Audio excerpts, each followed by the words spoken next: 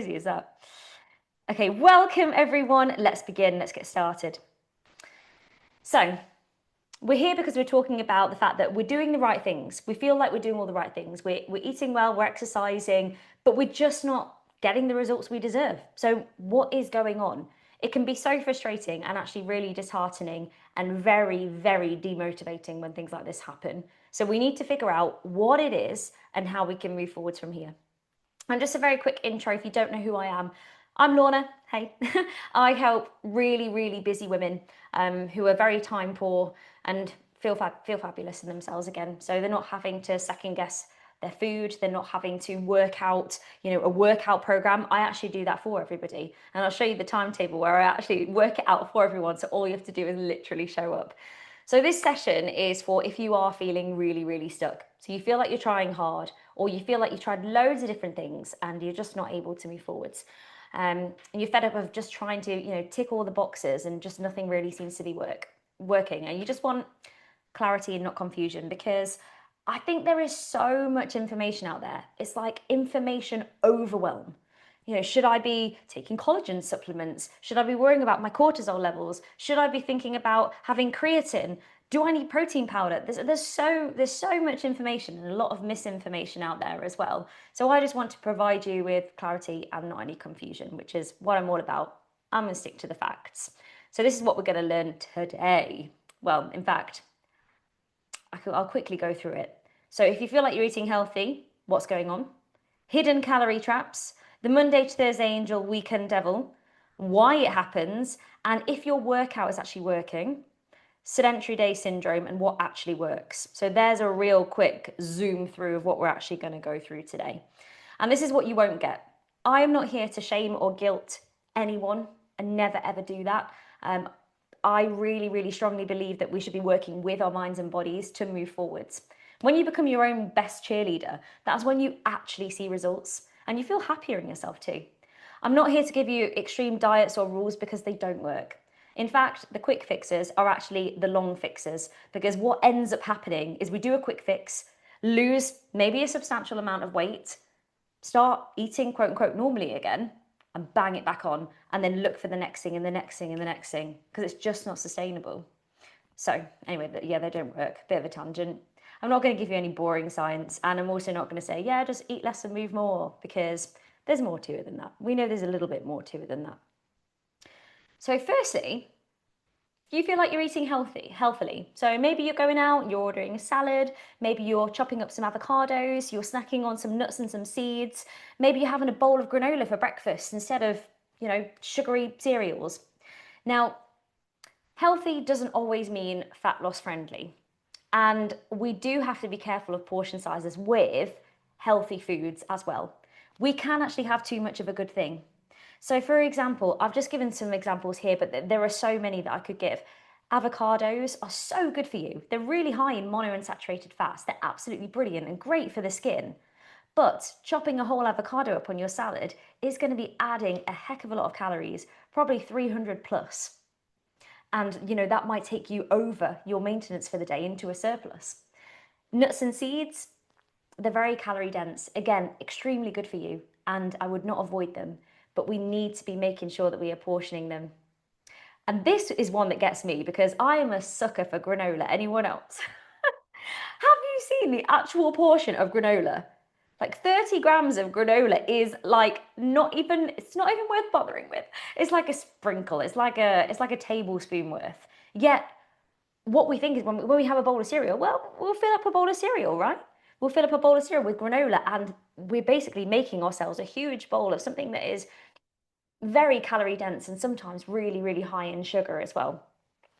And then we want to be, being careful of dressings, oils, sauces. So these are things, where it can creep up, where we think we are eating healthily, like they're good foods, but, we have too much of them, and we really need to kind of watch the portion sizes, particularly as we get to sort of perimenopause and beyond. We need to be watching things like this. And here are some just hidden calorie traps. So calorie dense foods, I'm just going to, my face for me is like right in front of everything. I'm just going to move my face. Right, here we go. So just be careful of these things. I won't like go through them all. I've already spoken about granola. Nut butters is one that can be a real menace because the serving size of a nut butter, like if you get, it's about a teaspoon really. You know, someone's teaspoon might be very different to somebody else's, you know, heaped versus flat. So it's just very good to kind of, what you could do the first time round is actually weigh it out. Okay, that is what the portion should look like. Okay, I'm going to aim for that. Flapjacks are really, yeah, they can be really good, but also they can also be very calorific. Pasta portion sizes. Now, this one is really quite individual, but the actual size of like a spaghetti portion, I feel like, I always feel like I'd want more than that.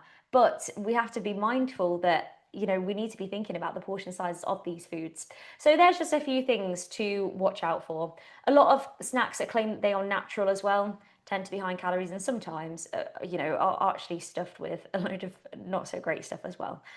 So just be careful, particularly, you know, a lot of foods that claim that they are high protein, just look on packets. A lot of foods claim that they are high protein, said high, you know, protein cereal bar, 7 grams of protein. 7 grams, nothing. Glass of milk's got more than that. So just be, yeah, just be very careful of marketing on packets as well. Anyway, let's talk about the Monday, Thursday angel and the weekend devil. Now, this is something that I see quite often, and I wonder if you can relate to it maybe as well. And that is Monday to Thursday having really good intentions. So really good, maybe you prep your meals, breakfast is really good, we're not really snacking so much, or if we do, you know, it's just once or twice and we're having some fruit or maybe some protein snack. And then we get to the weekend. And quite often what I see, or what a lot of people tell me is, I've been really good this week. And what they mean by really good is they've restricted their diet.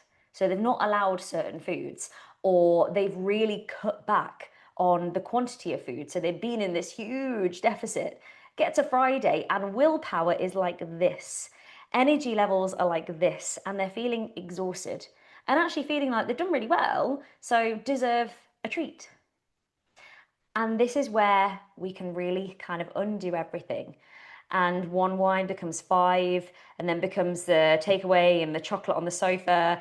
And then the whole, well, I've blown it and I'm going out for brunch tomorrow. And then on Sunday, we're out for Sunday dinner. And I know I'm going to have some wine there. I'll probably have the apple crumble. So I'm going to start on Monday. So your weekend habits could be destroying your weekday efforts. What I would do instead is no food are off limits. But here's the thing, but have your one hell yeah thing. This is what I call it, the one hell yeah thing. So it might be, I don't know, you might have a Kit Kat at work, or the one hell yeah thing might be Wine Wednesday. You're going to have some wine. But that doesn't mean that we have the chips, the fish and chips as well. It doesn't mean that on the day that we have the Kit Kat, we also have the caramel shortbread. We have the one hell yeah thing. Because this means that you're not depriving yourself, but you're more able to make choices that are in line with your current goals.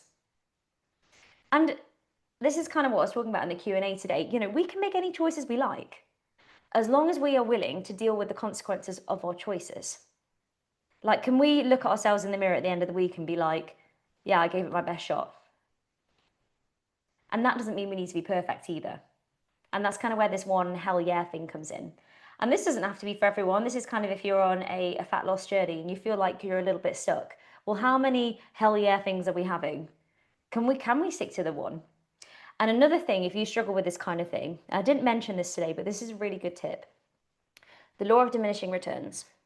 So the best example here really is like a slice of pizza. So the first slice of pizza tastes amazing. It tastes really good. Melt in your mouth stuff. The second slice of pizza tastes good. Quite good, like still quite enjoy it. Probably not as much as the first. Third slice of pizza, I'm not really enjoying, I'm definitely not enjoying it as much as the first. It's okay, I kind of just had it because, you know, it was there and I just ate it. Fourth slice, maybe you're getting to the point now where actually, oh, I wish I hadn't had that now. And it actually becomes a bit of a disbenefit. It's called the law of diminishing returns. So the more of this treat that we have, actually the less benefit we're actually getting from it.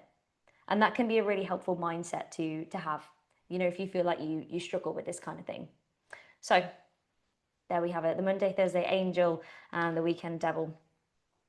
And I've kind of spoken about this already. So the all or nothing mindset, the over restriction in the week, which leads to kind of overindulgence. And then we end up in this cycle, not having a strategy for weekends. So I gave you a really simple one there, a really simple strategy, and that is the one hell yeah thing. And also rewarding stress with boredom, or boredom with food or alcohol. What does your body actually need? And then just the whole exhaustion. You're fed up of trying really hard, very linked to the all or nothing mindset. So we just let go and we just go for it. Now, let's move on to working out. Have we got real consistency? Is there any progression, any structure? Are you training with goals in mind, or is it just a little bit random here, there, and everywhere? And this is where I'm going to show you like the timetable for the squad. So squaddies, you will get this. I always have it on my on the back here, so I know what I'm doing. So as you can see here on the timetable, all the green is holistic, so that's going to be your core work and your flexibility. All the red is the strength work, and all the yellow is the cardio. So what I say to everybody is, if you show up to the first class every day, you've got the perfect balance. If you show up to the second class every day, you got a perfect balance. If you want to, you can do the first and the second class, and guess what? They complement each other too. I'm not saying you need to work out 5 times a week. And actually, when everyone joins us on our 6-week reboot, we say start with 3, and you might want to work up to 5. And of course, it depends on your goals, but there is structure there. There is very clear structure. And the way that I lay it out is you can work out every day. I've spaced it out with active rest days. For example, Monday yoga, next day we're doing a hard strength class. Just 20 minutes. That's all we need. We've got structure. Or you could just catch up at the weekend, whatever works for you. But there, have you got structure? And in classes like Stronger, that's where we really work on our progression. So we do our whole nugget challenge where we add a nugget onto our weights so we can feel and see ourselves getting stronger through that release. Same with Yogascape. You improve your balance. You see yourself getting better at balance and your flexibility through the release. It is so rewarding. It's really rewarding. And there's other ways you can measure your progress as well. Maybe you like running. Maybe you're doing the workouts to complement your running and become stronger, and you're seeing your progress. So that can be another thing as well. Are you actually making your workout work for you? And on the flip side of this, are you giving your body enough chance to recover from your workouts? So on one end of the spectrum, maybe we're not doing enough, maybe we don't have enough structure, and that's something we need to do. Best tip, work out at the same time every day.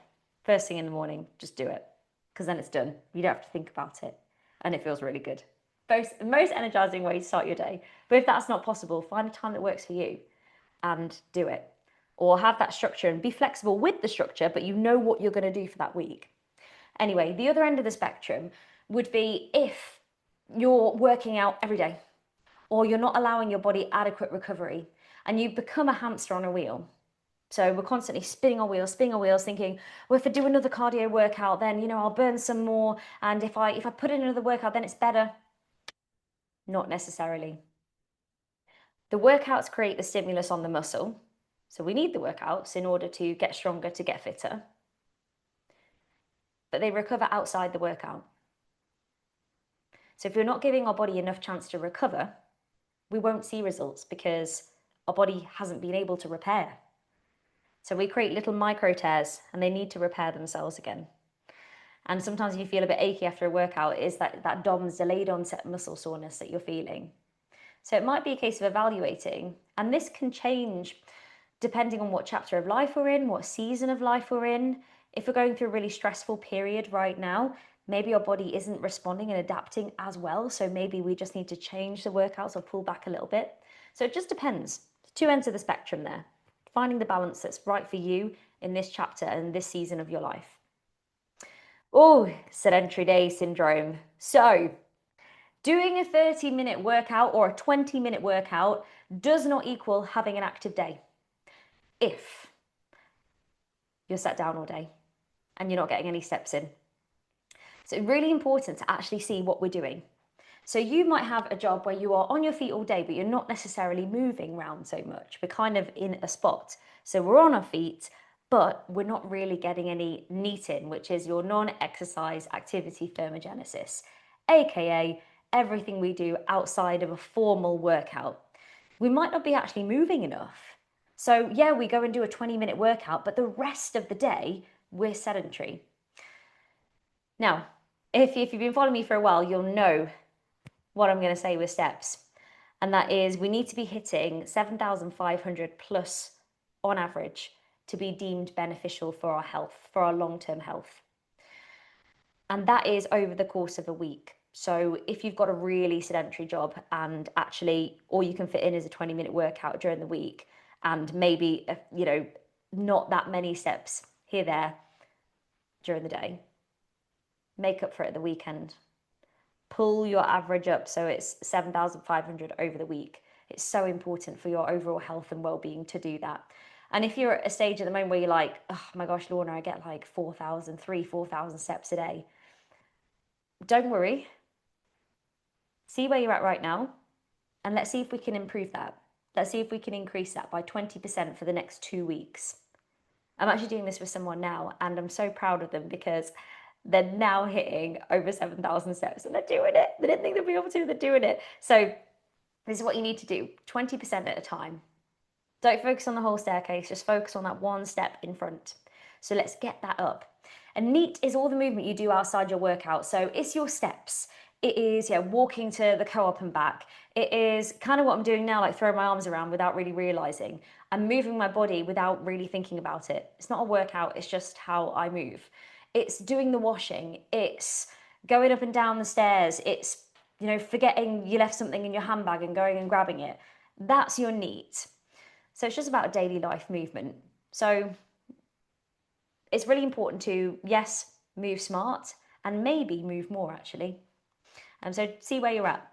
That could be really hindering progress. Now here's what actually works. So balance eating, none of this low carb rubbish. Balance eating. Think of your plate. Start with your protein. We want about a palm size of protein, a fistful of carbohydrates, and a thumb of healthy fats, just as like a guide, a rough guide. A little bit of what we want. Remember the hell yeah thing, the one hell yeah thing. Strength training is so important. 2 to 3 times a week, we want to be doing that, and maybe having that structure as well, just something to follow so you don't even have to think about it. Make sure you're getting daily movement in and that step target that I spoke about. And if you're nowhere near it, let's think about increasing it. Or maybe you're hitting 7,500 and you think, oh, do you know what? I'm doing everything right and I need to get things moving. I'm going to increase my steps to 9,000 or 10,000 and I'm going to hold it there for a month and see what happens. And you might find that might be just the thing you need to do to get things moving. So to get you unstuck.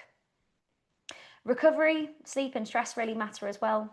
So it's not really one thing that we've got into. I could literally talk for a whole entire webinar about that kind of thing. But when we are stressed, our cortisol levels increase, which is our stress hormone, and that can affect our behaviors and what we do.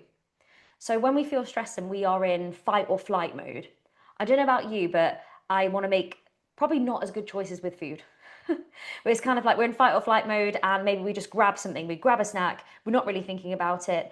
Actually, we're more hungry because our body perceives as a danger. So we're going for highly palatable foods and not really feeling satiated. Our insulin resistance isn't as great and we feel like we're in this high state of stress. So stress is really important and it can also affect your recovery, like I said about the workouts. So that can also be a factor really holding you back.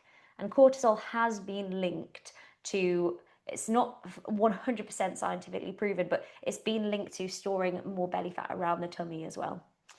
Again, that is if you're eating a calorie deficit, if our behaviors, are fight or flight, or sometimes if it's due to work and you're feeling very stressed at work, maybe you don't move as much because you're having to stay at work for longer and sort whatever it is out. And the most important thing, above everything, is consistency over perfection. Don't worry about being perfect. If you haven't got time for a big workout, do 10 minutes. 10 minutes in your pajamas or in your pants. Just do something. You know, if our food isn't perfect, maybe we have a day where we had a couple of hell yeah things and we're like, oh no, what am I going to do? Don't worry. Draw a line. Just because we spilt a bit of milk, it doesn't mean we have to pour the entire carton on the floor. We just mop it up and we move on. We move back on. We don't need to over restrict. We don't need to make up for it in any way. We just move on with our normal routine. Consistency over perfection all the time. Imperfect action is absolute key. That is what actually works. Because one of the main reasons, and this is the number one reason why we don't move forwards. Because when we have a quote unquote bad day, so you've gone off track, maybe you've overeaten or you've not exercised all week, so it's been a bad week. Quite often, the way that we respond then determines how detrimental the outcome is. So quite often, for example, when we've had a naughty evening, let's say, we kind of think, oh, well, stuff it. I've started now. I might as well just carry on.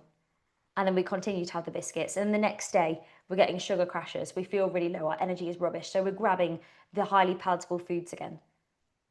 We're reacting. And quite often, we end up in a bit of a spiral and we end up a little bit stuck. And then we're feeling really lethargic and we're feeling really rubbish and really heavy. So we don't exercise.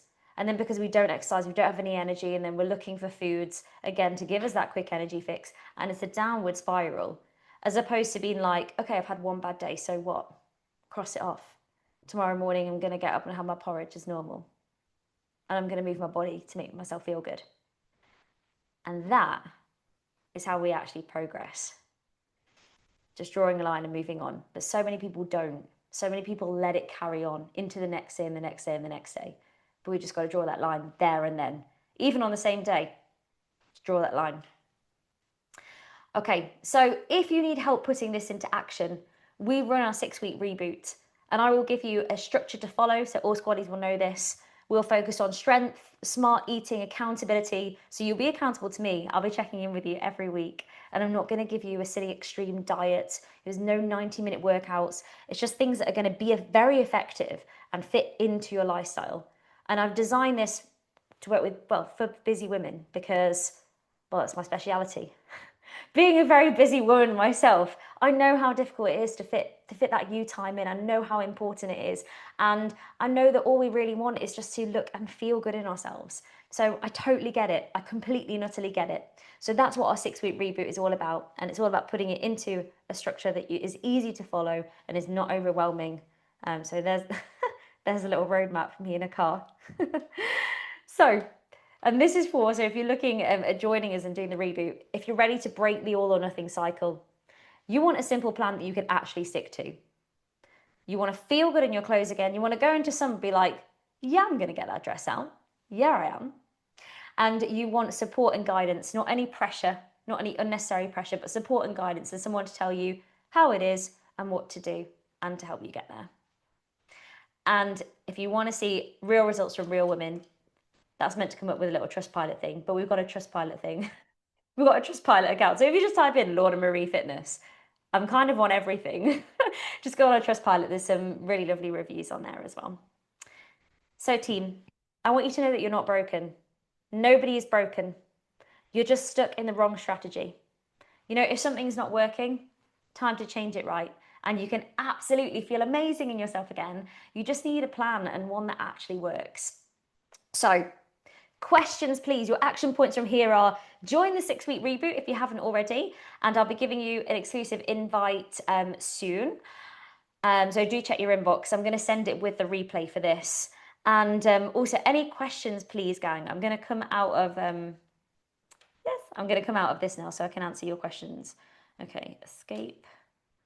Let me stop sharing my screen. How do I do that? Stop share. There we go. Hey! So team, any questions, anything at all about anything I've said, or maybe something in particular that you're stuck on that I can help with? And if you can't think right now, you can always just send me an email as well and say, actually, Lorna, yeah, I went away, thought about it. I'm not sure about this. So do let me know anything that what's been the main thing that you've been stuck on? What's been the main thing holding you back? Or was there anything in there that really resonated with you where you're like, oh my gosh, yeah, that's me. That one is me. Yes. I'd love to know. I'd love to know. So maybe you can resonate with the the Monday to Thursday angel, or maybe the granola shocked you. That one always shocks me. Actually, the granola thing upsets me because I really like granola. But you have to be so careful with portion sizes. No, anyway, team, I just want to say a big thank you. If there aren't any questions, that's absolutely fine. I'll let you get on with your evening. But anything that you think of, please do let me know. And I will see you. I'll see you in class, or hopefully I will see you on the 6-week reboot very, very soon.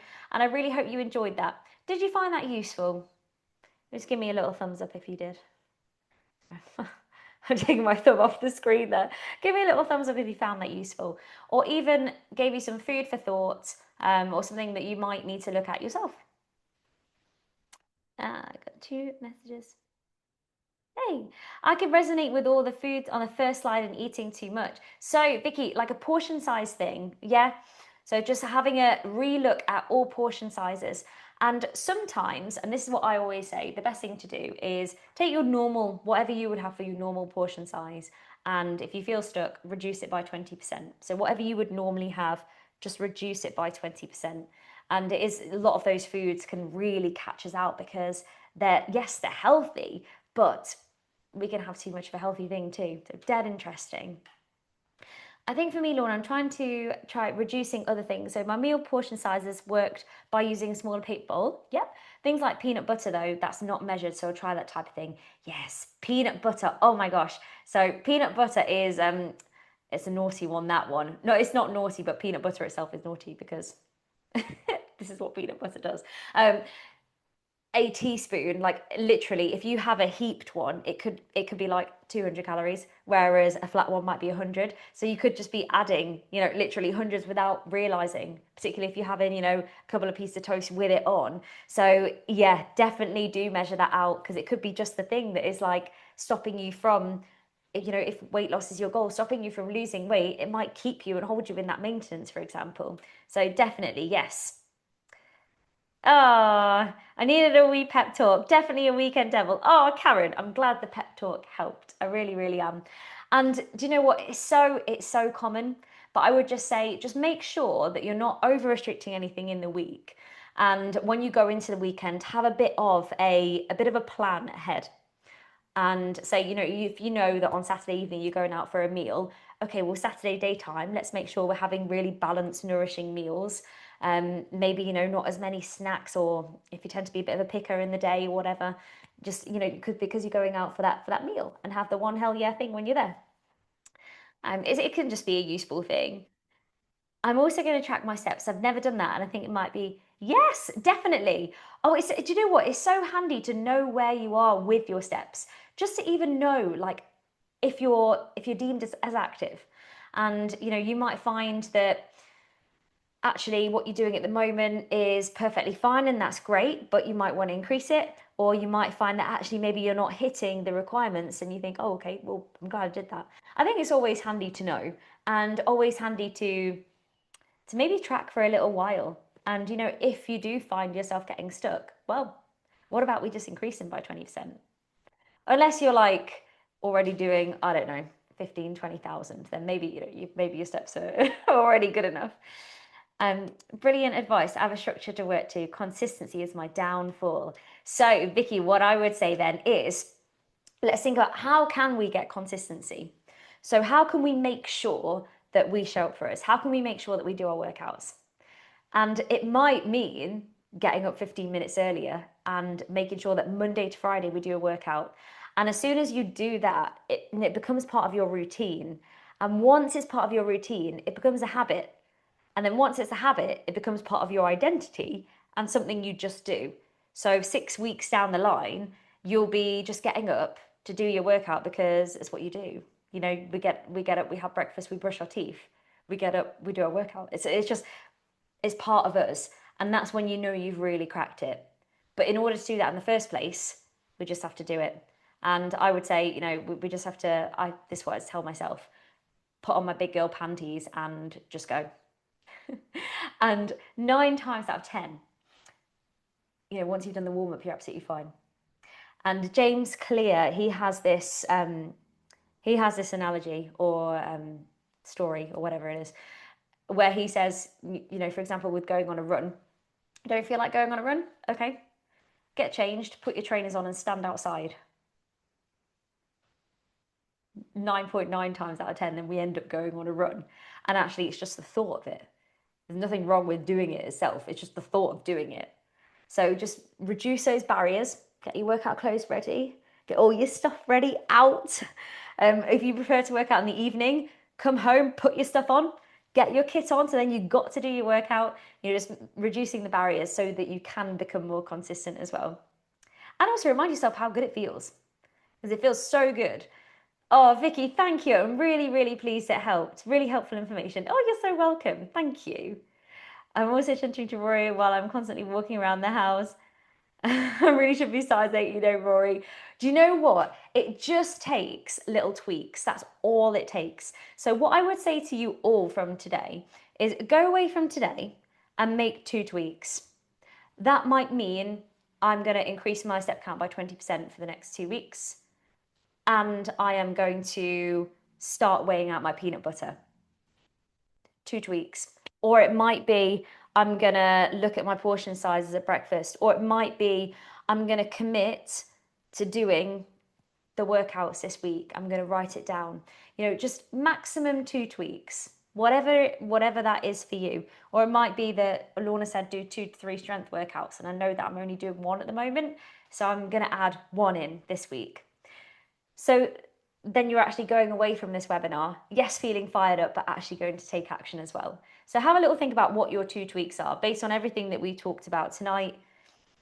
Or maybe it's something different. Maybe it's something that's been on your mind, but you want to do.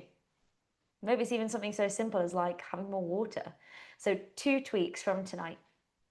I need to stop eating peanut butter out the jar before I weigh it out. Yes. So I told you peanut butter is so naughty.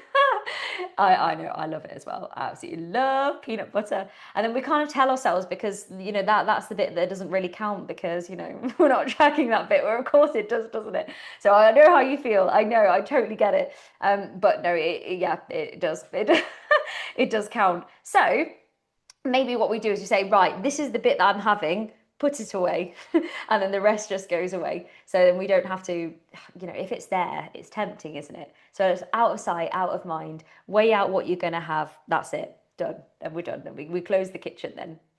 Oh, thanks so much, Trudy. I'm really glad you've enjoyed it. I've enjoyed it. I could talk to you all night. I really could. And on all those little sections as well. They're all webinars in themselves. So hopefully I did it justice. Hopefully you're going away from this feeling inspired and feeling like, right, okay, my 2 things.